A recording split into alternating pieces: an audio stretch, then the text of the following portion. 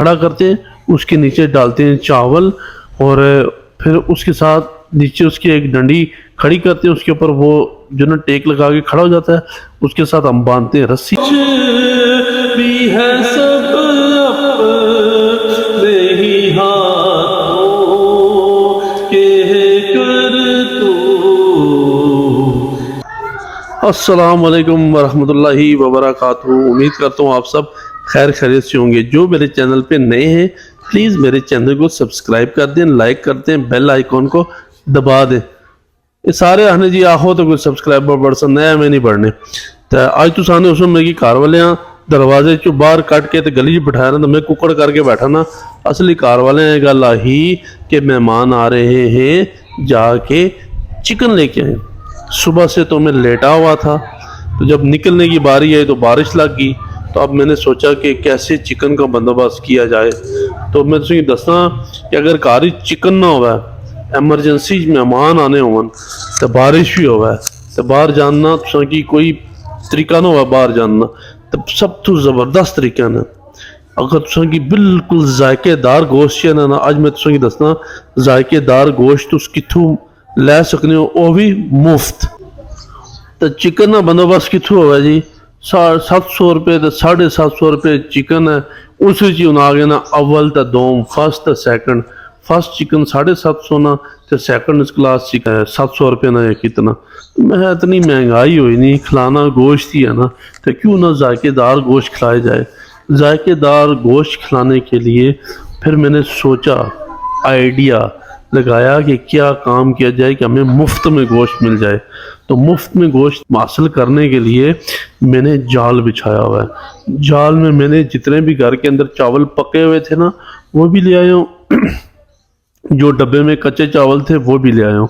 وہ ہم نے بنایا ایک کھروا، کھروا کہتے ہیں جال کو، مطلب ایک ڈبہ کھڑا کرتے ہیں، اس کے نیچے ڈالتے ہیں چاول، اور پھر اس کے ساتھ نیچے اس کی ایک ڈنڈی کھڑی کرتے ہیں، اس کے اوپر وہ جو نا ٹیک لگا کے کھڑا ہو جاتا ہے، اس کے ساتھ ہم باندھتے ہیں رسی۔ جب اس کے اندر پھر جب تازہ گوشت آتا ہے ہم اس کو کھینچتے ہیں تو ڈبہ نیچے ہو جاتا ہے، تو گوشت ہم نکال لیتے ہیں۔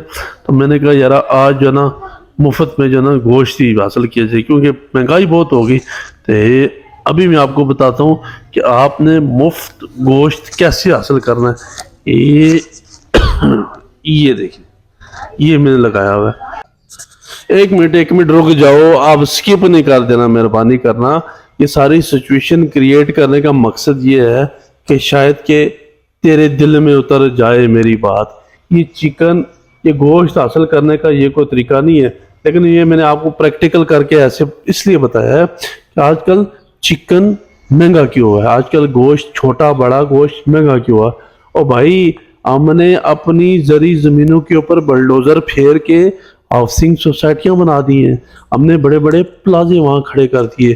جب ہاؤسنگ سوسائٹیاں بنی، جب پلازے بنے تو زمین کدھر گئی؟ فارم ہاؤسز والی زمین وہ تو چلو ایک سائڈ پہ شادی حال میں بنے، ان کی تو بات ہی نہ کرے نا۔ جو یہ والے فارم تھے، چکن کے فارم تھے، یا چھوٹے بڑے گوشت بکروں کے یا گائے کے جو فارم تھے، جب وہاں ہاؤسنگ سوسائٹیاں بنیں گی تو لا ملا یہ یہاں سے دور ہو جائیں گے۔ جب یہ دور چلے جائیں گے تو ٹرانسپورٹیشن کا خرچہ بھی بڑھ جائے گا، تو انہیں لا ملا مہنگا ہونا ہے۔ یہ تو ہم نے خود کیا، یہ ہمارے اپنے ہاتھوں سے کیے دریں سارے یہ کام۔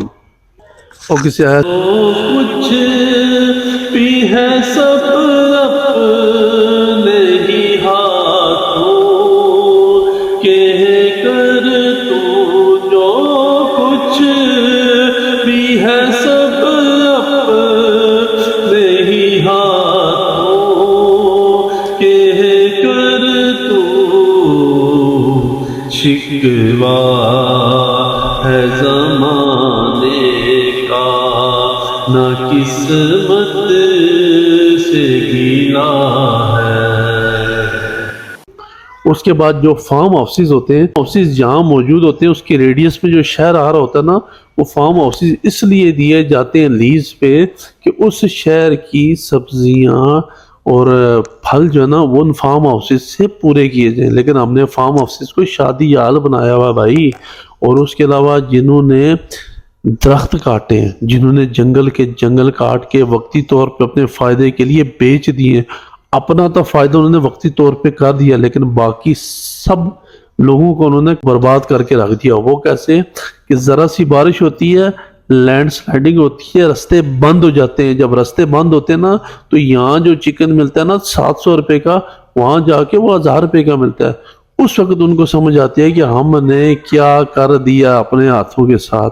गंदम काल देखा है भाई, जब हमने जरी जमीनों को तबाह बर्बाद करके सोसाइटियां बना दी है ना, हाउसिंग सोसाइटियां, 15 किलो का बैग 2500 रुपए का मिल रहा है।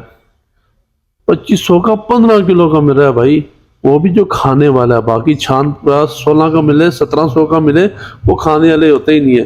तो ये तबाही बर्बादी जो भी है हमने अपने हाथों से की हुई है, और जब तक हम इसका तदारक नहीं करेंगे, आज ही हम इन चीज़ों को रोकेंगे नहीं, तो आने वाली हमारी नस्लें क्या करेंगी ये हमें नहीं पता। देखे ये दिन अपनी गफलत की बदौलत, देखे ये दिन अपनी गफलत की बदौलत, सच है कि बुरे काम का अंजाम बुरा है। सच है कि बुरे काम का अंजाम बुरा